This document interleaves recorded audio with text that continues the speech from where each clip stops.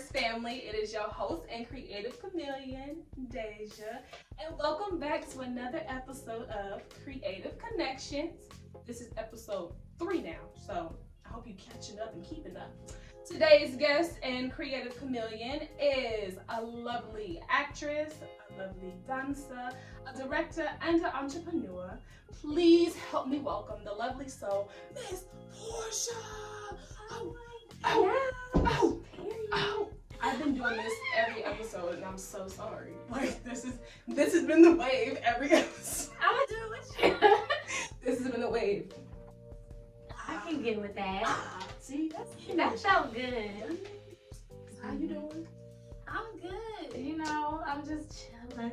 As you In should. this thing called life. We're moving forward, one step at a time. Huh. No, seriously. Trying. That's the sounds of life. That is the sounds of life, everyone. And that's our episode 3. Bye. Cut. We're done. As always, our lovely artists never know what topic they have chosen. Miss Mama P is what I call her. Chose Oh my gosh.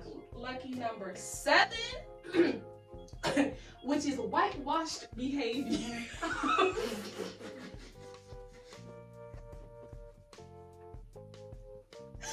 Oh my gosh. I always wanted to talk about that. It's your official.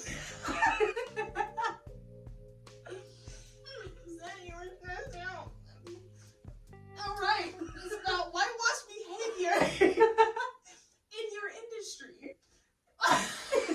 Jeez. Okay. You picked the number. I just never told you what it was. You're right. So basically, Oh. basically for this, we're going to discuss opinions and or views on our industries and certain behaviors that we feel are a bit white. So this is one of those episodes. Oh no. Why am I on one of those? I can never just be on the cool like, yeah, we about to.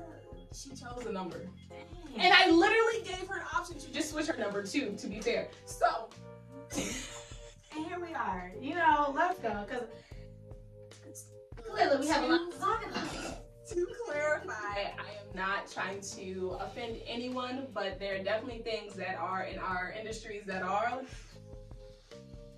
white. So, let's have the conversation. Oh, Now, shit. would you like to start or would you like to?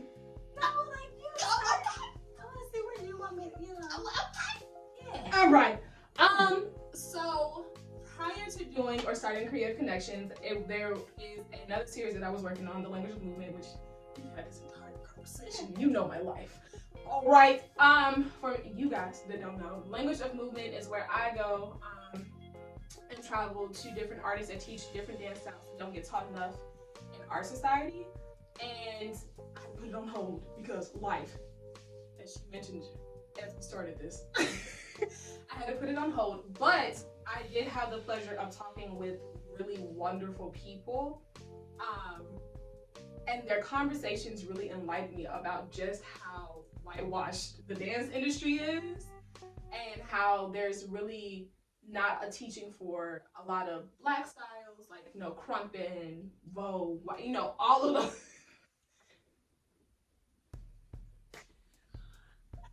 Everyone should laugh at us. Push up! I think I love us. Hi. Take 2. They don't love us. You're not wrong. Y'all get a great show over here and enjoy it. But that's another point. But talking to them really opened my eyes to just certain things that weren't being taught properly. So first off, hip hop. And this is not me just talking to one hip hop artist, like literally 3 or 4 hip hop artists having the same compass of it not being taught the right way, more of like it being taught as a jazz funk or like a contemporary, but never the actual fundamentals, never the history. And that became like a really big thing, was the fact that a lot of history on especially black dance styles or any dance style that wasn't really rooted in like white culture isn't really taught. And I found that very fascinating, but also very true. I didn't think that they were lying about anything. I was like, actually, you make a good point, because even when when I was in college, I understood and I got taught ballet history. I got taught modern history. We'll briefly touch like African, and then we'll be jump to something else. So that was something that just really opened my eyes to it being a lot more rooted in that type of behavior than I actually really thought it was. And it was really just eye-opening to talk to so many people that were like, yeah, no, we agree with you. And these are not, to be clear, these are also white people agreeing with me, the fact that these dance styles are not taught correctly, they're not, the history's not involved, you know, everything is really kind of just based on what we want to be westernized and correct. And I just found that very fascinating. Because a lot of, you know, dance styles for us, crump and vogue, all of that is underground work. It is. It's underground work. And we don't know the history. We don't even get the chance to really dive into that history in studios or anywhere else. Yeah. So before I even say anything, I think with that, sometimes it's like for it to hit the main stage or the big screens, it has to be someone who was like, oh, that looks really cool. Right. Like, let's add it. Or like, whatever you're doing, can you put that over here? Right. You know what I mean? And like you said, like, if someone is teaching hip hop or, you know, whatever the case may be, and they don't literally come from that culture, I feel like sometimes if it's done correctly in a, you know, a way of love, and they've really taken the time to learn, you know, that knowledge, and even humble themselves, if they're like, I don't know everything, but I know I love this. I know that I grew up seeing this, because everyone has different experiences, environments, and how they grew up. However, I feel like if there is over 1 billion people in this world, I'm pretty sure people in that culture could probably teach that and get, you know, different opportunities to come their way as well. And so, yeah, I think it comes down to, like, I know for me, because I have a production company, Corduroy. Link will be below. Period. Links will be below. As always, support. So for me, I really strive for like representation and making sure that stories are told that I feel don't get the spotlight and then the chance to be told. So sometimes with this whitewashed topic, I think it has a lot to do with representation. Because I remember growing up, watching something and being like, oh, that's so cool. But it's like, if you don't look like what that person on, you know, the TV screen looks like, now we're doing extra work to imagine what it looks like. Right. Versus actually seeing it, like, oh, man. Versus actually seeing it in real life in present time. Yeah, to actually be like, wow, I resonate with this character because we look alike. You know, the things that we're doing are similar. I can relate. You know, there's a lot of shows that, you know, they'll take even like it's a black family and they may not study and have all the like the culture things that are like appropriate for it. Right. And then it ends up like black people watch it and it's like, we don't do that. Right. Or like that's not us. Yeah, shout out to Robert Townsend. I don't know if you know who that is. He's an actor first, but he actually a long time ago, he came up with like Spike Lee and all of them. But he has a production company that he started a long time ago because he felt like representation was not happening. And the crazy thing, they used to talk about stories of like people coming into auditions and casting directors being like, basically forcing it to seem like, can you act black or can you like, oh yeah, you know, do this thing? Yes, be blacker. You know, yeah. So he made a movie off of that and like literally just made it full-fledged dramatic just to kind of show like, hey, we're here. Right. We want a chance. Right. to be on the screen. And I think that's so powerful is that we're already here and yet it's just like, yeah, but you come here and play this black role. But you have like all these black people just chilling, wanting the role, that can embrace the role, embody the role because of who we are, and then not get it. I think something that I can say, which I'm happy about, especially in the dance community, in terms of ballet, it's still a long way to go. But in terms of ballet, we're starting to see a little bit more black representation, which I think is beautiful. However, However, I'm still waiting for a thick shorty with a nice ass and some big titties on the stage. But that's just me. Because I still think they're still in that mindset of you have to look a certain way. And it definitely is. And I don't look that way because my genetics weren't made that way. Yeah. It's like if you don't fit in this certain category, you're kind of not even thought of sometimes. No, you're not. It's really not. Like sometimes even in school we had to read different playbooks and things that did not have like black characters in it. Like we were just black, so then we were just playing the characters. But the disconnect is so interesting. And then the more you could talk to people, the more you connect with people, you start to realize just how disconnected this world really is. And it's just like, wow, this really was all systematically set up. And that's terrifying and heartbreaking all at the same time. I'll tell you how I know that is, we hear conversations about like Black Hollywood. Mm-hmm. Why is that a thing? Like, why is it literally like, oh yeah, Black Hollywood? Like, and I get it, it's a good, like, yeah, Black Hollywood. But it's also like, dang, Black Hollywood. It's, sometimes you look at it as like, I've seen different interviews where it was like, yeah, I was up for the role and maybe two others. Or like, a token. Or like you fit, you get a chance to be in this show. But it was just a lot of like stereotypical things that would place you in certain shows or film that wouldn't make you be seen for something that's just beyond like even skin color.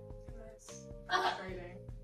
That's so frustrating. Like that's the world we're living in. Oh no. Success.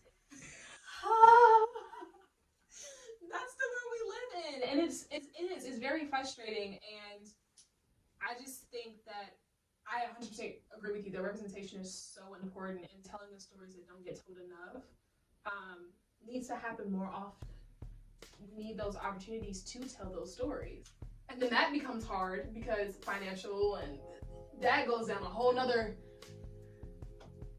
rabbit hole of situations that are literally checkered in place to make sure that we have to work 17 times as hard to get exactly what the other person has.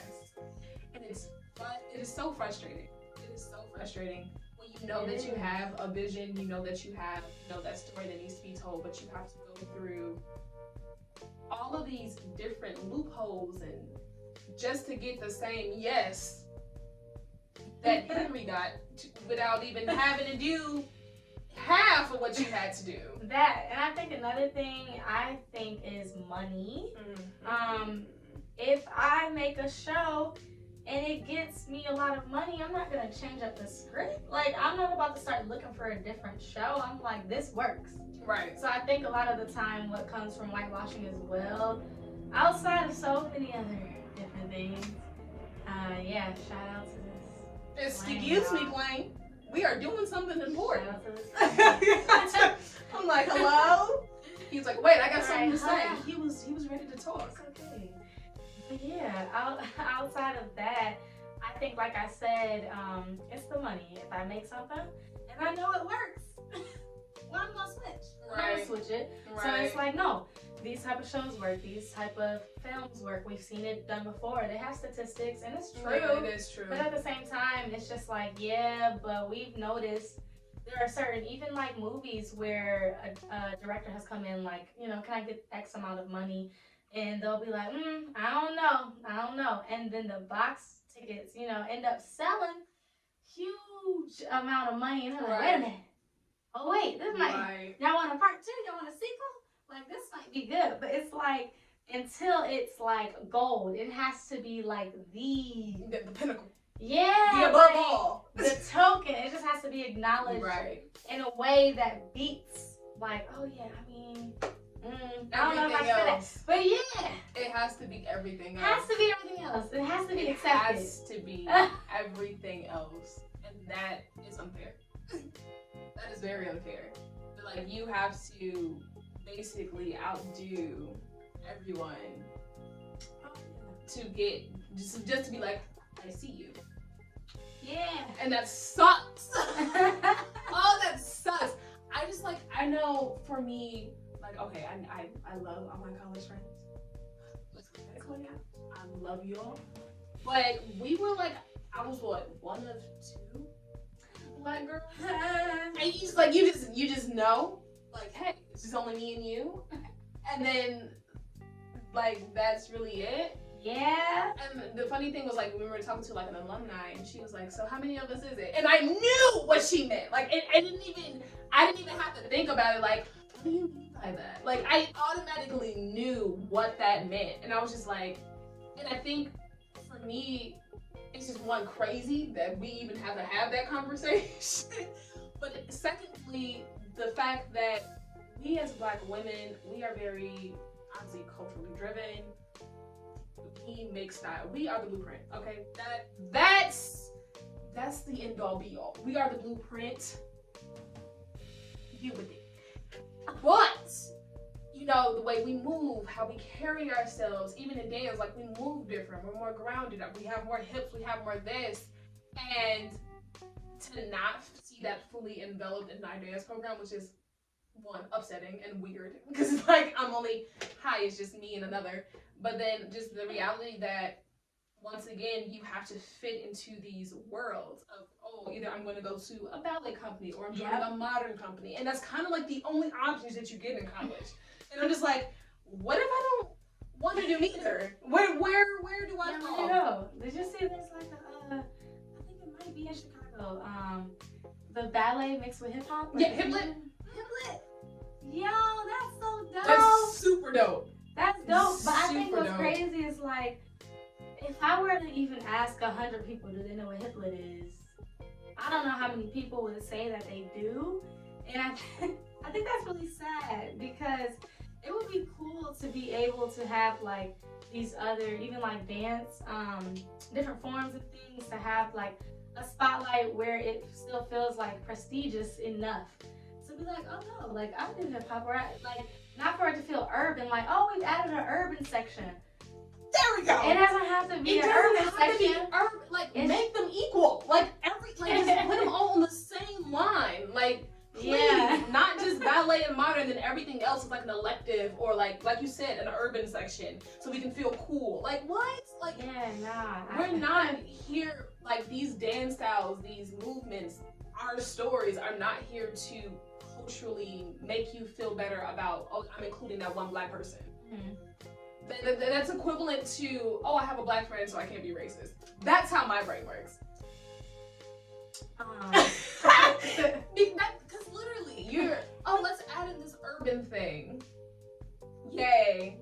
Yeah. So now we're culturally involved. Everything's great, but what was your actual meaning behind it? Was it to actually make sure that what you were doing was well-rounded and making sure that the next generation is fully equipped? Or was it just so you can say that you include Black culture in the things that you do so you don't get labeled? Pause. Dramatic effect. A lot of jobs do that. Like, even in commercials, bro, like, white people, one Black person. Oh, you know. We're not racist. Yeah, sometimes I play the game of, like, how many can you see, because yes. But you know, I mean, watching certain shows and even just film makes me hopeful. Yeah. Because a lot of things.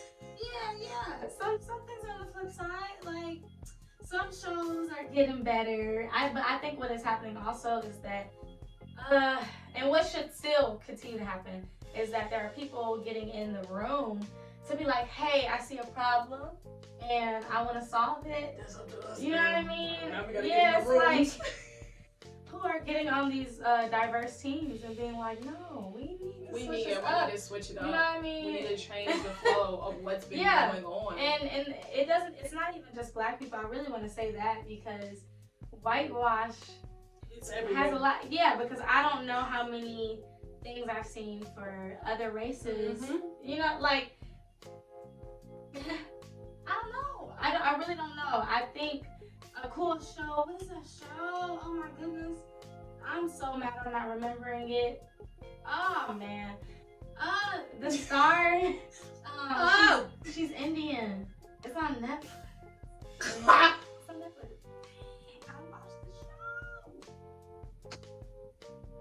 know what? I know you're gonna edit this because I don't remember. I'm not gonna edit it. It's okay. I don't remember, but no, I'm just saying, and I'm so sad. I'm gonna know what it is after this. No, seriously. But like, oh yeah. Right, like, dang, it's this show. But I was just so happy to like indulge into that culture, and I felt like they did it justice.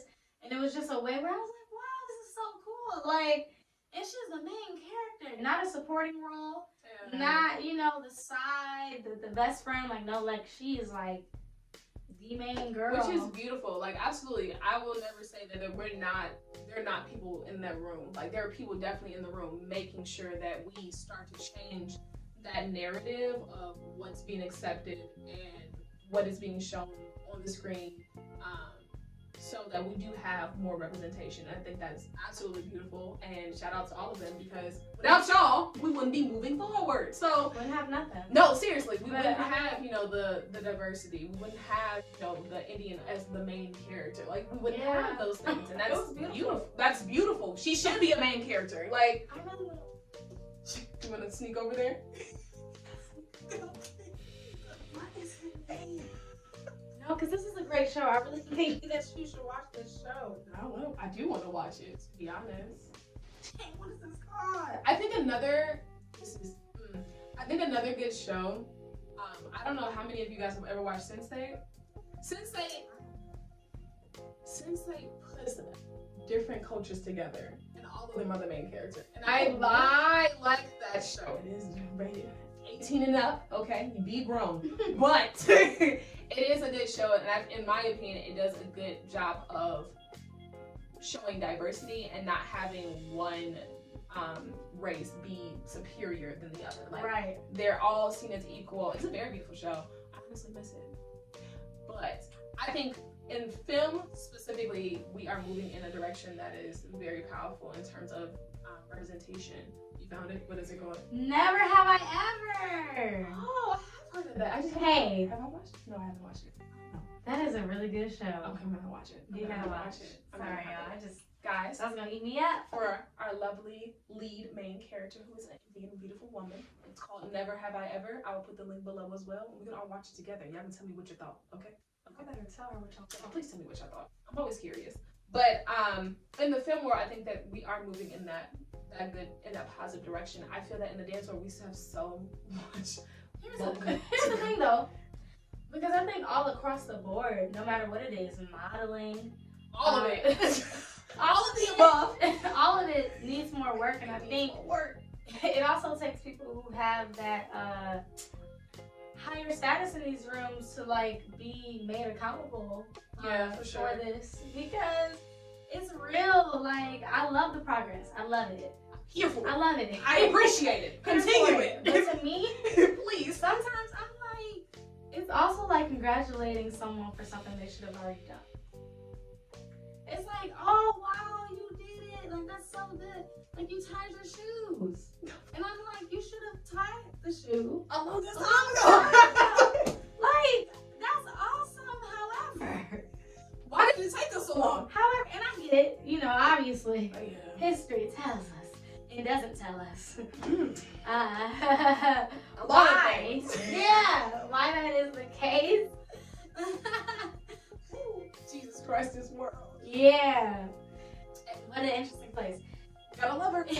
Gotta love her. But no, I really. Yeah. You my make heart a good hurts. point. You make a good point on the fact of like, I don't know, the first ever Black woman to do or something like that.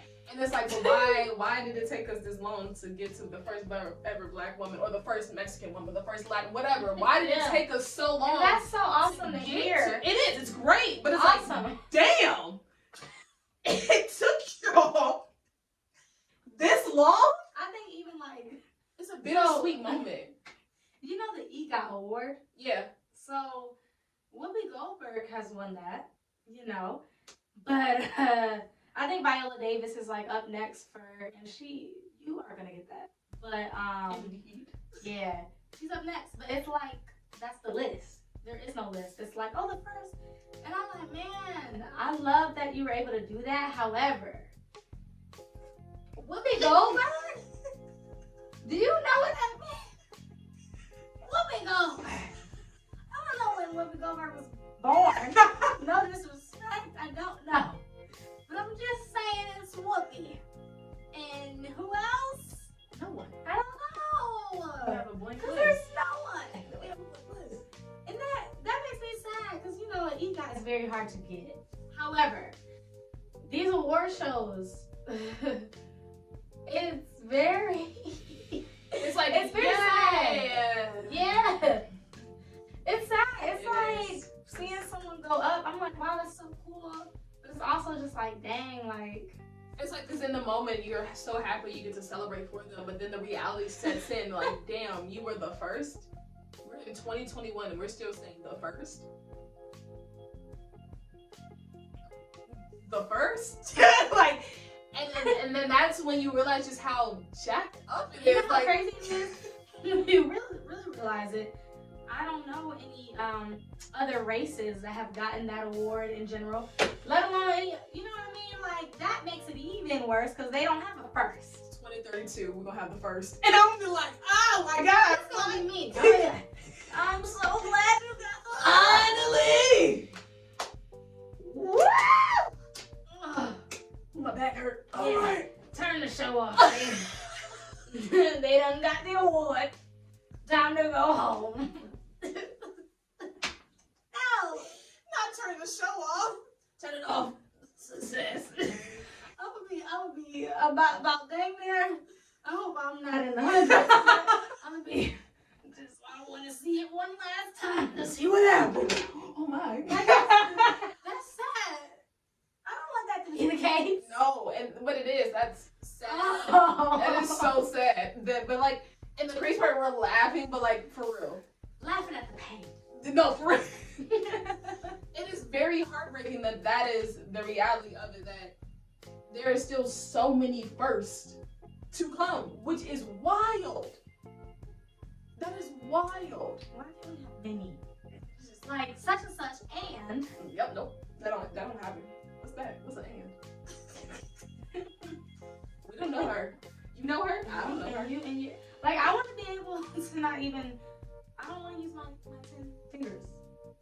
I want to be like, you know what? That list is kind of long. All of y'all. I ain't gonna be. Yeah, all of y'all. Get it? I want to say all of y'all. All of y'all. All of y'all get it. Let's get a million birds in one stone. All y'all. Like, it's so crazy that that's the point. Like, yeah, no, there's a first for black, but then there's still a first for That's what I'm saying. there's a first for the next. We having And then there's a first for the next. And it's just like, yeah, no, and I don't want it. it's real, and it's like, I understand. I am lighter skinned. Just, I already know. So I understand that there are certain boxes that I may fit in. And okay, awesome, we're moving on. No, we're not. We're not. But what I'm saying about the lighter skin thing is that it's not just a black thing, because there's other countries who have bleaching creams. Mm-hmm. And they're trying to get their skin as white as possible. There's even the brown paper bag test. Mm-hmm. And that's sad to me. And the straighten your hair and making sure. And that's a lot of different races. Like, it's not just us. Mm-hmm. And it's like everyone is trying to fit to this standard. Because that's what's accepted. That's accepted. And I think that's the most, like, heartbreaking. I was about to say, yeah, disheartening. It's very hard to know that, because then it's just kind of like growing up. Back to representation. If a girl who does not have that hair, does not look that way, now it's harder for them to believe it can happen. It's harder. It's like, which is so frustrating. Like, I remember being younger and like, okay, these kinks, humidity, not a good relationship. Okay, but I used to get sew-ins, and I have like leave out all those different things. You talking about flat iron your hair every day because like I said, humidity was needed. and that was like the thing. No, and that It was like, normal we're for flat me. iron our hair. Like, that was just a normal thing. And I don't, to clarify, nothing against people that flat iron their hair. No, I love a good look. But like the reason I was flat ironing my hair was because I thought that was, you know, that's the beauty standard. The long hair down here. But something taught you that. Right, yes, it's for sure. I'm just saying, it's learned behavior. It's your environment, your experience, and growing up. If you're a child and you're noticing certain things like that, so you're like, oh, I'm just like, whoever said, like, no, like, your natural hair, like, that's fine. You know, I used to get bullied so.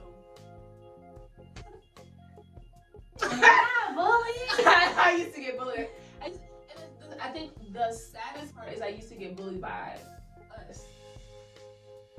I used to get bullied by us because I didn't have hair down my back. But you know why though? Oh yeah, for sure. Now when I'm older, I know why. Right. But like sixth grade me was traumatized and very hurt. Yeah.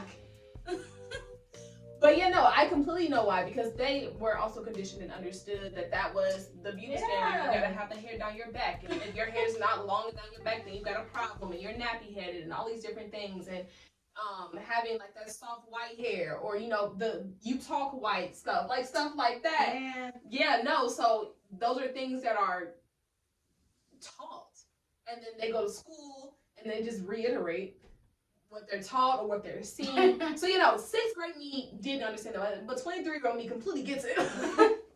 But I just think that, yeah, it's heartbreaking because that's where it is. We're like, this is okay. Yeah. This is accepted, and everything else underneath that is just like an X off. Yeah, and especially because I feel like, and you know, we're creatives, so I know more about, you know, this industry when it comes to performing arts versus any other thing. But what I can say is that it's just really sad because it's like for entertainment, this is what we look for. Right. You might go outside, you might do something else, but at the end of the day, we probably gonna watch a movie. We probably binge watching. And so what that tells me is that kids are growing up and some of them are hating themselves because they don't see representation enough. Why? Because there's a thing called whitewash. Why are we being taught what whitewash means? Like that, because it's a thing. It is a thing. And that's the hard part to me. I'm like, man, like, if I don't see it, and here's the thing, I'm always, anyone who knows me, this is something important to me. You got an auditory learner, a visual learner, and a kinesthetic learner. And that is something that's so strong to me. It is important. It is very important. I am a visual kinesthetic learner. So am I. So what that tells me is that if we both are that, and there's billions of people in the world, everyone cannot be an auditory learner. Which means what I am seeing is what I'm connecting You see with. what I'm That's saying? what you're connecting with. It's what I'm learning. Mm-hmm. It's visual. And then the kinesthetic part, oh yeah, I might straighten my hair more now. I'm seeing it. I gotta do it. This makes me feel more accepted. Others around me in my environment make me feel better. I don't feel bad about myself when I stick to these norms. So that's what I'm saying. It's sad because I am not the only visual learner. You are not the only visual learner. There's a bunch of us. There's a bunch. You might be a visual learner. You might like, yes. You might. You might be. Shout out to y'all. Shout out to auditory learner. I can't do it that much. It doesn't hit home for me. Y'all are built different and important to society. You are. So happy y'all exist. I just can't. It's just not lining up. I gotta my see life. what's going on. You hear me? Gotta see, gotta do. And do it. Because if I don't, yeah. we're gonna have problems. So with that being said, alone, like I said, I think that takes my heart. Because I'm like, man, now that I'm looking at a screen and just continuing to see the same thing. When you know, it's like other stories could be told, other characters. Like literally, if you allow other cultures to come into this space, you get something different. I can tell you right now, pick this up and put it down. And if you have everyone do that, it's gonna be different. It is. Every single one's gonna be different. So what I'm not gonna do is only have one race do it 5 times to get the same thing. That's as simple as that is. It's like watching. She saw whitewash that fast. I mean, thanks for coming to our TED Talk. We're done. Episode. I'm just saying. It's literally it very much so is that simple. If we were all seen on the equal plane, there wouldn't be any. Here's another one. Breakfast. Okay. 5 days. 5 days what? If I told you for 5 days, eat cereal, but you know you could have eggs, French toast, pancakes, bacon, something fried. You could have something, however you want. Fruit checks, fruit, a smoothie, Whatever your horse a little desires. cereal bar. I don't know. You can have whatever, but I'm like, no. You don't eat the cereal for breakfast. Does it? What kind? But here's the thing. I know It don't what you matter mean. what No, I kind know of what cereal you I give you. You're gonna get tired of eating cereal. You're gonna be like, hey, is there anything else? You get bored. You get bored. Is Ladies there and anything gents. else? And I'm not saying that to say what has come out is not amazing. I love a lot of film and I love television movie. that don't have a lot of races in it. And, you know, that's that. But at the end of the day, I'm saying let's add. I'm not saying take away something and like, oh, this is just all of it. Throw it all away. That's not what I'm saying. We're just saying incorporate more. Add on to it, Add on. you know? Add some extra seasonings. And, you know, I haven't been on this earth long, but Enough. But you know, the time I've spent here, because here, listen, I didn't ask to be here. No, none of us You didn't ask to be here. I didn't have a choice, you know? I didn't ask to be here and to love performing arts for it to be whitewashed. No, I thought it was going to be a little bit more seasoned than that. I thought it was going to add a little extra flavors, Okay. but Hello. you know the guy with the, I thought Ah. we were sprinkling it, adding on, you know, I thought we were adding in there. Yeah. Ooh. And I just really want to point that out. That expressing these things as strongly as we are Oh yeah, is built out of frustration for sure. and plenty of other words. And like I said, it's not to take away. Frustration, words, experience. Definitely experience. Like we're not the passion from where we're coming from and what we're speaking on doesn't come from just a small place. Like this is not only in our industries. It has this more to is- do with us. Right. It's more than just our industries, it's our lives, it's ancestry, it's so much, which is why we're so passionate talking about it. Yes, we're laughing about it because we gotta get through it. But That's crazy. what Jesus, that's insane. But that's the reality of things. And that's heartbreaking that for us to cope with and to deal with the fact that yes, we are one, not only in whitewash situations in our industries, but also whitewash situations in our daily lives. How we've grown up, our childhoods, all those different things. That's a lot. On top of the ancestry and history, and that is a lot.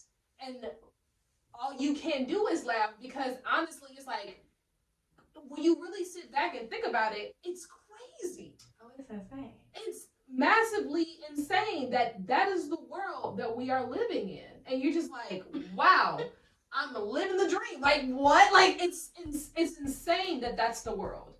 That's our But norm. we'll point something out when you said the dream. It's like, I don't know about you, but growing up, I heard of like the American dream. Oh yeah, yep. Oh yeah. You know, and that's the white picket fence. Uh-huh. It's the dog. Uh-huh. It's whatever society has allowed you to picture that as.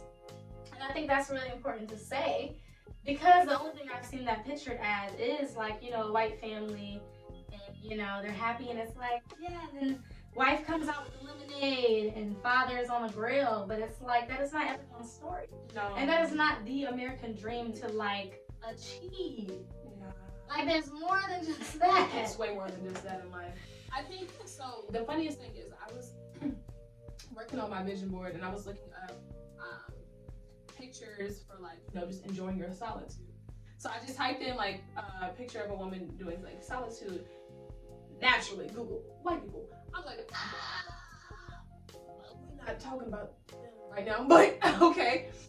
They were all happy. They were reading their books. So then I typed in a black woman with solitude. When I tell you, all of them look stressed, and I was like, well, damn, we're not happy alone. Like, it's literally the subtlest things that No, I've seen that. we don't get the luxury of having, or it's just, I have no words. It's the reality, and that's crazy that, like you said, that American dream is not for everyone, and you know, it's That's just not the only way. It's so many layers to this topic beyond our I was gonna industry. say, I'm not even touching like what they call it, I'm like surface level. Right, no, seriously, this is Honestly, this is like the tip of the iceberg. Have y'all ever seen like that post of the iceberg at the top and everything that's underneath? Yeah. We are the top. Look, I'm not even gonna lie to y'all. Like, I need more knowledge on like what's all down there. Oh, honestly, no, for sure. I did not start learning about even like Black history as much as I possibly could until college. No lie, like that was my experience. So we talking about Black history, not even industry. Right. That's crazy. Right. Like Tennessee just passed the law 48 hours ago that they will not be teaching Black history in their schools for K through 12. Oh, so we're just gonna continue lying. Okay. We're just gonna continue lying? Tell them what? I didn't know that. My mother told me that today. 48 hours ago, Tennessee passed that law. That Black history will not be taught. Tennessee, if you're watching this, I am talking to you directly. What is wrong with y'all? Y'all not gonna teach Black history? But y'all gonna teach the whitewash version. Okay. Alright, what's up? It's Editing Dash here. Technically this video isn't edited, but this is important to clarify for information purposes.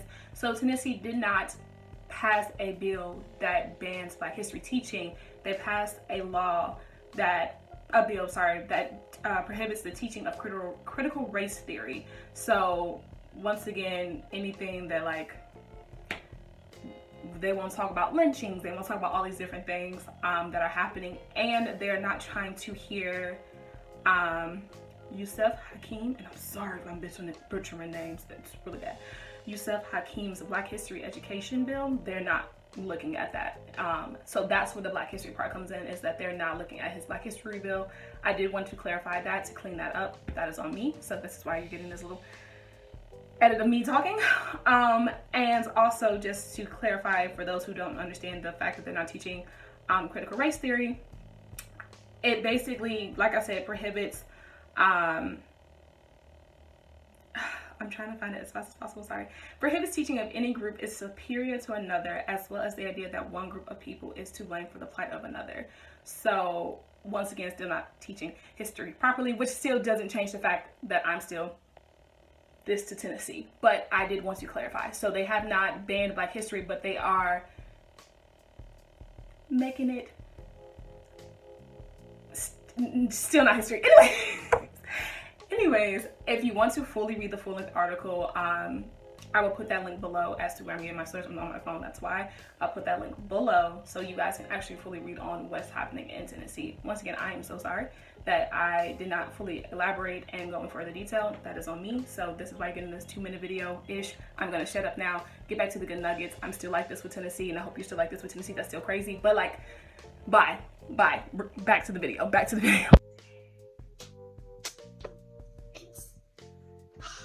The tip of the iceberg. Because bro, if we get down there, I can't. I'm humble enough. Oh, same. I don't know enough. I cannot get down there. I do not know enough about the iceberg that's under the water. I can only tell you what I know. I can only tell you what I know, the experiences that I've been through, and we can go from there. And I think honestly, even if you don't know what's underneath the iceberg, experience alone gives you so much that is very eye-opening. I was blessed enough to have Black history in my school and not college, well, that, but I got the best understanding of Black history when I was in high school. Awesome. Miss Davis, who was phenomenal. Miss Davis, I don't know your girl, but hey. 10 out of 10. I just really appreciated the fact that she started us before slavery, like Egyptian times and all, like before. Oh yeah. Before. I got that in college. Before. And I was like, that was my first eye-opening to the fact that we have really been lynched. Like, we don't get this at all. Like, the little paragraph that's in the U.S. history textbook about how we were slaves and then we were freed, and that's basically it. And I'm just like, it's way more than that. We were so much more before that. And I feel like, and I think they know, they taught that truth. If they taught that truth, you couldn't tell us nothing. to know that we, you know, were mathematicians, we, you know, we built, we taught, we knew about the after, like all those different things. If you genuinely taught and then taught American history the correct way, you couldn't tell us nothing. And they don't want that, which is why Tennessee passed that law once again. Cause that's crazy. That's a law. No, I honestly, hearing that for the first time, it's a little. When she said it, when she said it, I was like, huh? I'm sorry. Like, that's, y'all just green-lighted that? It was like, all right, scoop that on through. And so, I just think that moves us along to how, like I said, like, it's awesome to see the progress, but then to hear something like that, it also makes me go, man, we still need a lot of work, because these schools, they have future directors, producers, behind the scenes, people who are going to be in the industry.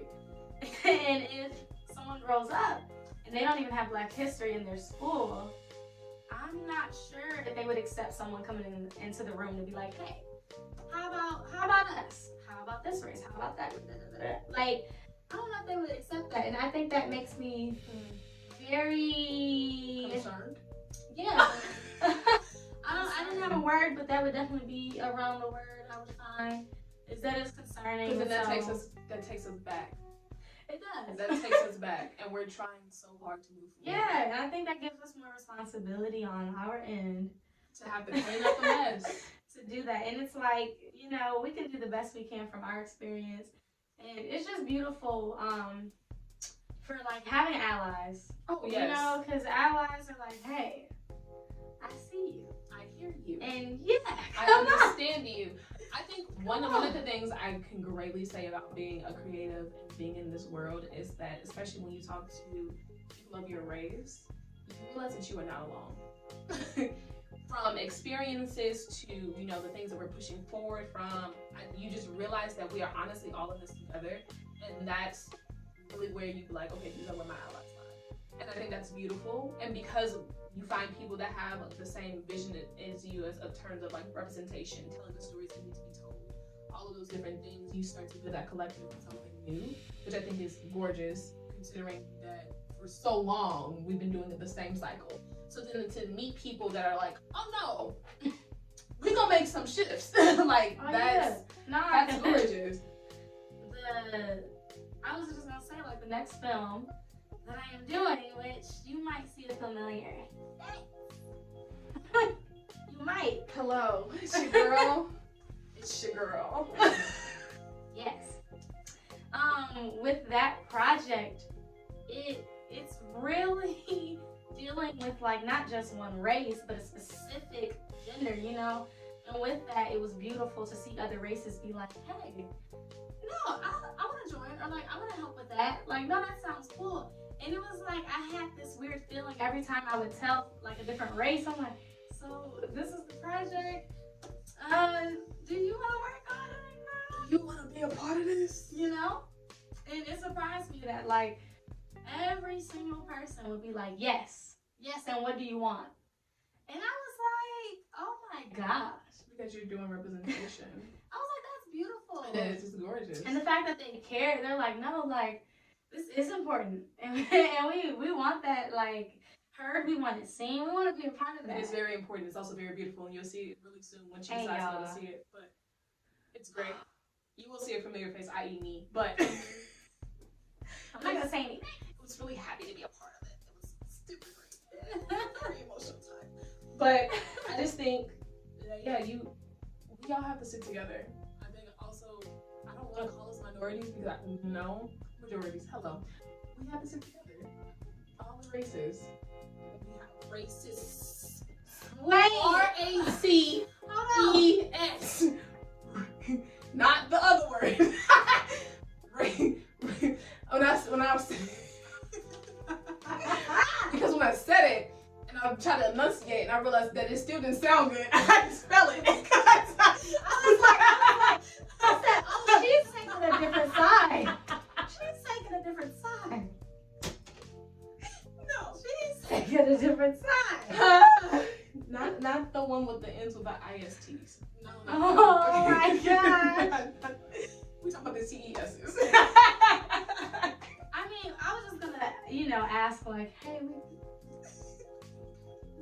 We need to turn the camera off.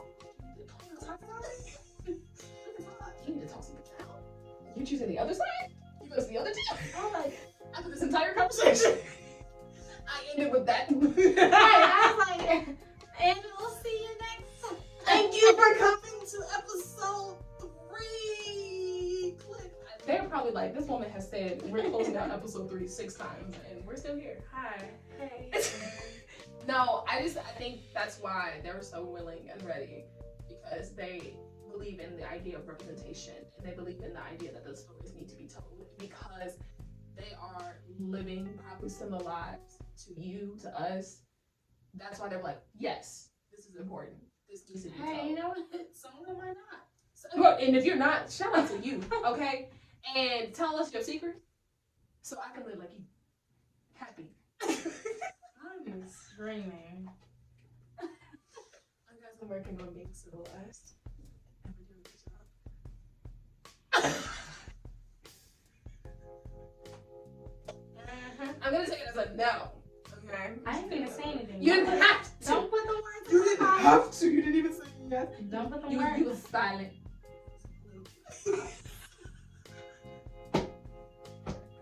Political response. Oh my god. But no, this has been lovely.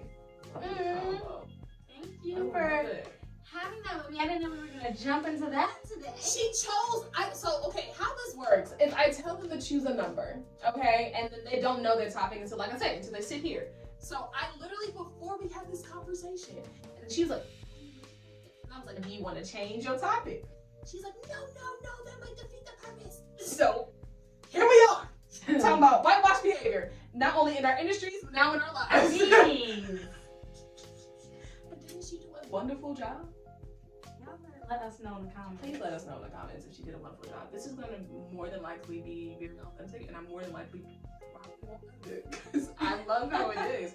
I love the authenticity of this. Also, this is one of the longer babies. Yeah, this is one of the longer ones. Right now we're at 50 minutes. Let's see where we go. Dang. Yeah. I didn't even know that. When you have good Beautiful. conversation. Yeah. When you have good conversation. And I'd be looking at the clock. No, see, I was like, ooh. And I looked up. The first time I looked up, it was 30, and I looked back and it was 50, and I was like, well. That's crazy. Time flies when you're having a great time, you know? So, thank you guys for tuning in for episode 3 with our lovely creative chameleon and guest host, Porcha, aka Mama P. That's what I call her. That's so crazy that you call me that. I really do call her Mother P. Mama Wow, P. that's so, yeah, okay. In terms of links, her Instagram, do you want your personal there as well or no?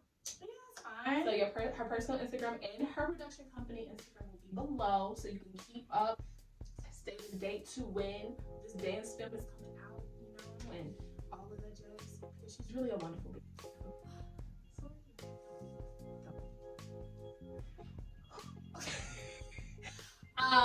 Also, I will put a link to that series below as well. Never Have I Ever. Yeah. I will put a link to that Watch below the as show. well. Because please watch. I'll watch the show. We can talk about it. And as always, before we close, like, comment, share, and subscribe. Because how would you know what I'm posting if you're not subscribed to it? You know, that's important. Put the notifications on, you know. Do what you gotta do. But guys, that does officially, for real this time, that officially wraps up episode 3 of Creative Connections. Thank y'all for tuning in, and we will see y'all later. Bye. Bye, y'all. Bye. Adios. Sayonara. And all the rest of them too.